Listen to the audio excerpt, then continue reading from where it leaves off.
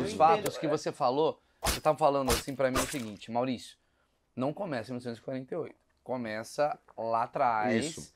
E aí tivemos uma guerra, que foi a Segunda Guerra Mundial, que foi Eu a... já voltaria para a Primeira Guerra. Primeira Guerra, desculpa, Eu voltaria para a Primeira Guerra, porque assim, a Primeira Guerra, o Império Otomano acaba. sim. E aí vem os vencedores da Primeira Guerra Mundial, que foram os ingleses e os franceses. Os russos estavam lá ocupados com a Revolução Soviética. Sim. E vieram dividir a região. Agora, o que acontece? Os ingleses, eles prometeram coisas diferentes para os povos da região. Eu só queria te interromper para falar um negócio. É muito importante isso, falar que foi dividida essa região na Primeira Guerra, certo? Não, os ingleses eles vão fazer um acordo com os franceses, um acordo Skype-Picot lá, que é um acordo secreto, 2 anos antes da guerra acabar. E aí os ingleses vão falar, bom, eles pegam um mapa, pegam uma um tratado régua, de Tordesilhas, né? e falam assim, ó, isso aqui é nosso, isso aqui é de vocês. Isso. E aí eles fazem o que vai ser protetorado francês e o protetorado inglês. Sim. O mundo, assim, a gente pode criticar hoje, em 2021, voltando para trás, olhando para trás? Pode. Só que a gente, ao mesmo tempo, a gente tem que saber que hoje em dia a gente tem muito mais informação e muito mais conhecimento e a gente sabe das consequências. É que naquela época o mundo funcionava daquele jeito. Era dos fortes. As pessoas faziam... Os impérios, os países que ganhavam, eles faziam desse jeito. Então, assim, os ingleses e os franceses ferraram com o mundo, para não falar outra palavra, ferraram. Não deu certo muita coisa que eles fizeram, mas muita coisa que eles fizeram não deram certo. Talvez agora eles estão conseguindo consertar a própria história e muita coisa, mas assim, eles fizeram muita coisa ruim. A Europa em si, o que a Bélgica fez no Congo, o que a França fez na Argélia, porque era outro tipo o que a Itália fez na Líbia. Eu entendo, mas Portugal fez no Brasil, né? mas aí é mais antigo. Não, tudo bem. O que era, mas eu entendo isso daí que você está querendo dizer, porque era um outro tipo de soberania, era outro tipo de cabeça. A régua era diferente. A régua era diferente. A gente está falando de uma época onde o que era costume, o que era padrão, era totalmente diferente. Sim. Então, aquela época, eles vieram, né, para os árabes e falaram, para os árabes vocês vão ter soberania e fazer um grande Estado árabe. Eles viraram para os judeus e falaram, a gente vai deixar vocês fazerem um Estado judeu na Palestina, na região da Palestina. Eles vieram para os franceses, eles viraram para os franceses e falaram, a gente vai dividir, eu vou tomar conta disso, vocês vão tomar conta daquilo. Então, para cada um, eles prometeram e fizeram um acordo diferente. No fim, isso acabou gerando que cada um desses atores teve que se proteger para poder se certificar que o que foi prometido a ele iria acontecer, senão não iria acontecer. Então acaba a Primeira Guerra Mundial, os judeus estavam começando a criar lá uma sociedade com escolas, com organizações de sociedade civil na região da Palestina, sendo que o nome Palestina naquela época não era o nome especificamente do nacionalismo palestino árabe, e sim o nome da região. Tanto que, se você for ver a moeda, está tudo em hebraico e árabe, a Orquestra Sinfônica da Palestina, até 1948, era composta por judeus. O nome Palestine Airways, que é o nome da companhia aérea, é a então hoje El Al, que é a companhia de Israel. A Palestine Electric Company é a mesma empresa da empresa elétrica de Israel. Juntos. O nome Palestina não era uma coisa que era voltado para o nacionalismo palestino especificamente naquela época. E mais uma vez eu estou me certificando aqui de que eu não estou em nenhum momento aqui menosprezando o nacionalismo palestino. Eu respeito, eu aceito. E eu te falei, você falou para a Mayara, que esse é um grande sonho que não só eu, mas muita gente tem, que é um dia a gente ter a paz naquela região. Mas assim, eu estou trazendo dados específicos, assim, não tem como falar que não. O nome Palestina naquela época, em 1920, 30, 40, antes da fundação do Estado, era um nome que era usado por ambos. E no final das contas, isso acaba trazendo muito desconforto para os árabes, porque aquela região era uma região que foi por muito tempo árabe muçulmana, dominada por impérios muçulmanos ou impérios árabes. Então, na hora que chega uma coisa que não é nem árabe nem muçulmana, que é o povo judeu, que morava lá e juntou os judeus que vieram de vários lugares, falaram, a gente quer fazer um Estado bem aqui no meio... Isso pós Segunda Guerra, você está falando? Isso pós-Primeira Guerra. Primeira Guerra, desculpa. Primeira Guerra. A ideia de Estado vem desde 1890. A ideia de Estado de forma política. Concretizada. Aí o negócio começa a ficar complicado. Vem ataques de árabes contra judeus, aí revides de judeus contra árabes, aí você tem grupos paramilitares que são criados, que começam a se proteger, aí vem a revolta, a grande revolta árabe em 36, aí vem a proposta dos ingleses de 2 estados, aí os ingleses tiraram a Jordânia da história, tiraram uma parte da Palestina da história, 78% da região, e fizeram um reinado hashemita da Transjordânia, então limitou a região da Palestina para a costa apenas, que seria o que vocês conhecem, aquele triângulo, porque a Jordânia inteira agora estava fora de questão. Foi criado um Estado árabe na Palestina. Um Estado árabe na Palestina chama-se Jordânia. Só que aquilo lá não está com o nome Palestina, está com o nome Jordânia. Quer saber? Troca o nome Jordânia para o Palestina e tira a estrela da bandeira da Jordânia. Sim. É a bandeira da Palestina. Caceta. É a mesma bandeira. Sim, sim. Aliás, a bandeira dos Estados Árabes todas foram criadas pelos ingleses e pelos franceses. As cores, os formatos. Até hoje tá são, igual. são muitas bandeiras, por isso que as bandeiras são parecidas.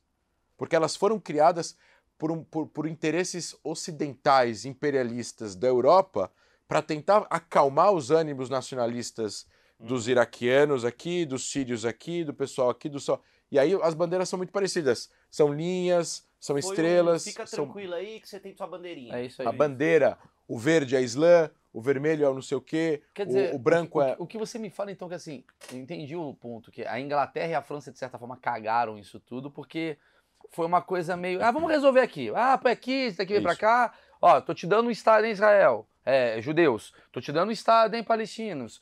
Beleza, tal. Eu tô jogando numa forma... Assim, eu falo a merda, assim, mais fácil, mais simples, porque você tá, obviamente, preocupado com os fatos pra não falar uma coisa que possa ofender. Eu falo a merda porque eu sou burro. Não, que certo. E aí o que acontece? Aí criou lá o estado todo. E aí, a partir do primeiro dia que esse estado ele já é criado ali, já começam esses conflitos. Então, em 37, quando teve a revolta, que foi 10 anos antes, e a revolta é importante porque a revolta eles são trucidados pelos ingleses, que estavam lá com o exército, né? Tinha o mandato britânico, tinha exército britânico lá. E aí a liderança palestina, a liderança árabe da região da Palestina é ou presa ou expulsa ou morta.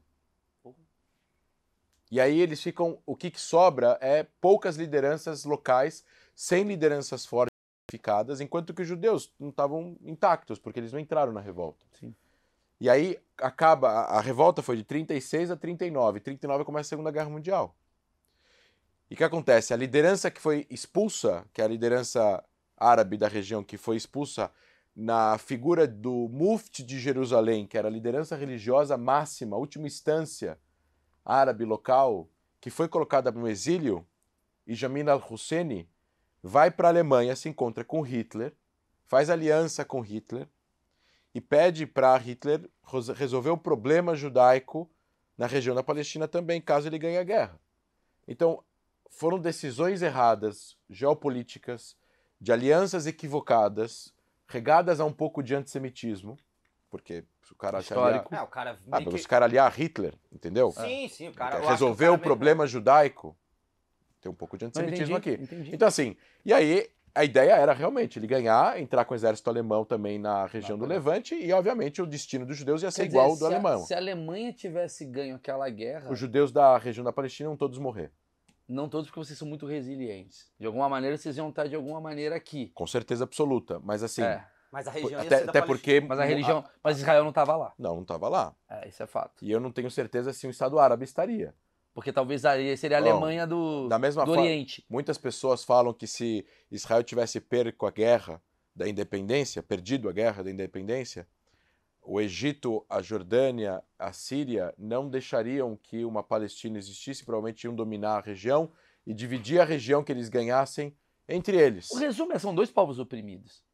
Se você parar para pensar. Né? Eu acho que assim, e o pior é que eu acho que o povo palestino, como nós entendemos hoje, ele é vítima das más decisões e do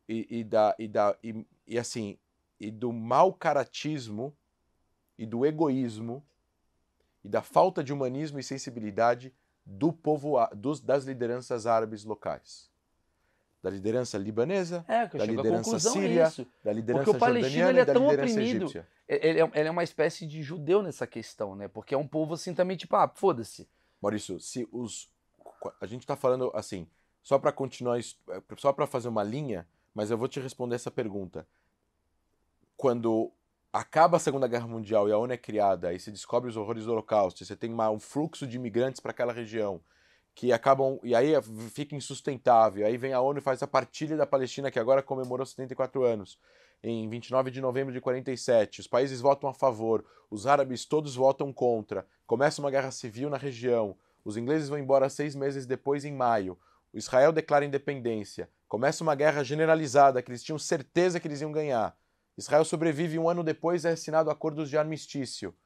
E os árabes, teve expulsão de árabes dentro de o que se transformou em Israel, que eram beligerantes a Israel também. Não só, teve civis expulsos também. Teve 1 milhão de judeus expulsos dos países árabes, do Marrocos ao Iraque. Aí um fluxo gigante de judeus, 1 milhão de imigrantes judeus refugiados para dentro do que se transformou em Israel. Milhares de refugiados palestinos ou árabes da Palestina que fugiram para o Líbano, para a Síria, para a Jordânia. Agora, pausa um minuto. Como Israel tratou os refugiados judeus? Como os libaneses e sírios trataram os refugiados palestinos?